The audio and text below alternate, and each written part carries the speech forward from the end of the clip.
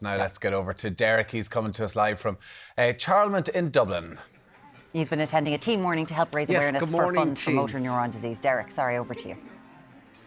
Good morning, team. Yes, we're marking 40 years of care with the Irish Motor Neuron Disease Association. We're down here in Charlemont in the Hilton in Dublin too for their tea morning here this morning. We have got Andreas, we have got his lovely wife Jen, and also Louise, who is a nurse. And good morning to you both. How are you guys? First up, we'll start with you, Andreas, all the way from?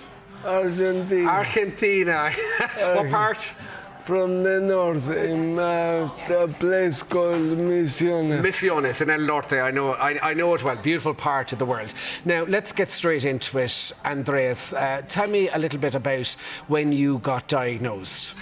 I got diagnosed in April 2023, and it was on the back of having started with some symptoms late in 2022 that had been interfering with my training.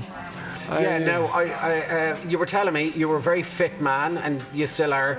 You did a lot of races, running, you were doing marathons, and up to then everything was fine. Up to then was fine. In 2022 I had undertaken an ultra marathon.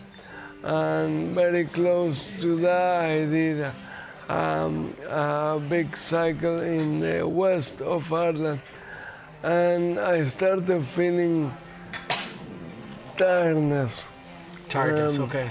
And I thought that was a consequence of just overdoing. Of the training, right. Yeah, and so I decided to take it a bit lightly.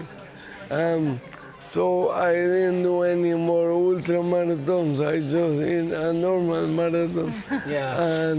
And 3 days of cycling with friends. So you got the diagnosis, and from there, Jen, I mean, your life really turned upside down, didn't it? Yeah, it was like just being capsized, to be honest.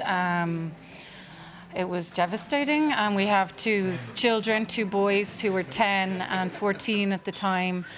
And it was just the shock of having to tell them, you know, and share that with them, and what we would do and how we would cope and what would happen, and they're knowing that you go from being healthy one day to having a terminal illness the next. So. I mean, it's a huge earthquake in a family. Yeah, it really was. It was, I don't know, I don't even remember properly what I felt. It was such a blur.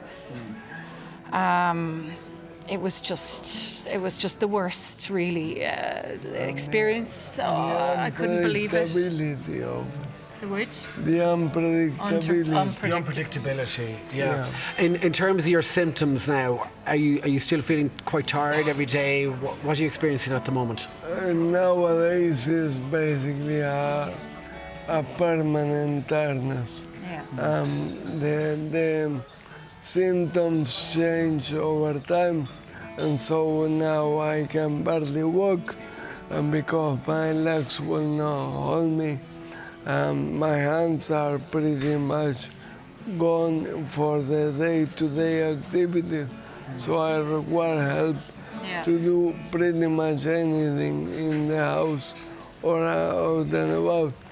But the overall thing that is the most frustrating is the tiredness, is waking up and feeling exhausted. And so going through the day is a challenge. But the most important part of that is that I have people around me. Yeah, and you're married 20 years. You've got the most beautiful family. I met your mum earlier on and your aunt and everything. I mean, it's great to have that support around you. Well, to be honest, people are always saying to me, oh, you're so strong, you're so brave, but you're only as strong as the people around you. And thankfully, we have our family support, but also the IMNDA. I mean, I really wouldn't have got through those early days of the diagnosis without Louise, the nurse who came and just threw us, as I said, it was like being capsized, and she threw us a raft. And it was, you know, it is vital. It is a lifeline to have those supports. You just couldn't imagine, the darkness you feel when you're alone with such a diagnosis, and having those supports is really the only way that you can get through every day. So yeah, it is amazing to have the support. Louise, we'll pop over to you because you're one of 6 nurses around the country, and I mean you have a huge workload. In fact, you're looking after how many clients? Just nearly 140 clients between Dublin and Louth at the moment, but we've looked after nearly 600 people alone last year, and this year around 500 people we're currently looking after. I mean, resources are really, really stretched. They're really tight, and it's only through donations that we can provide most of our service. About 90% of our services are provided through donations, and so it's vital to be able to have events like this, to be able to continue the vital service to support our clients, our families and our communities through this devastating diagnosis. And tell us some of the services, go through some of the services you provide then. So we've 6 nurses that we cover all of Ireland, and then we provide some home care supports, counselling and holistic therapy support for clients and families, and also help to get to hospital appointments. One of the things we introduced in the last few years was voice banking. I think people will be very aware of that from Charlie Bird, the amazing Charlie Bird, and the amount of awareness he did, but he used a communication device because his speech was affected, so we've been able to provide that service now for people who may have some speech or voice changes in time. Yeah. We'll finish off with the two of you. I mean, the diagnosis, it's going to be a difficult path ahead for you. Are you prepared for it, Andreas? Yeah. There is no. I've been always horribly pragmatic, and so from that perspective, I've been always very simplistic, perhaps. Yeah. But the key thing for me is to ensure the well-being of Jenny and the boys. Enjoy the boys. You've got 2 beautiful sons, and you've done a great job on them. Enjoy as much of absolutely. all of them. And so the key for me is to keep it day to day. Day to day. And not to try to focus on a future that I don't know it. Yeah, just focus, take each day as it comes. Yeah, I cannot try to rush anything, and I cannot try.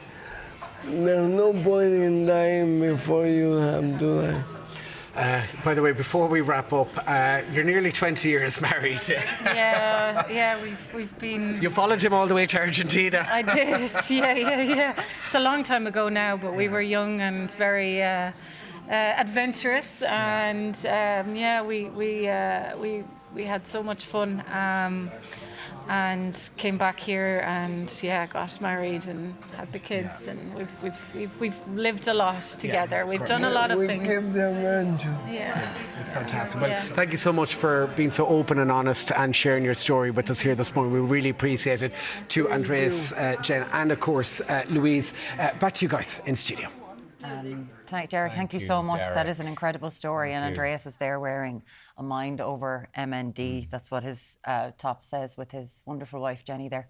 As we mentioned, it's imnda.ie. 85% of the funding for those over 600 people they dealt with last year comes from you, the public. Derek, thank you for bringing us that story. So difficult. Back with you in Ireland AM in just a minute.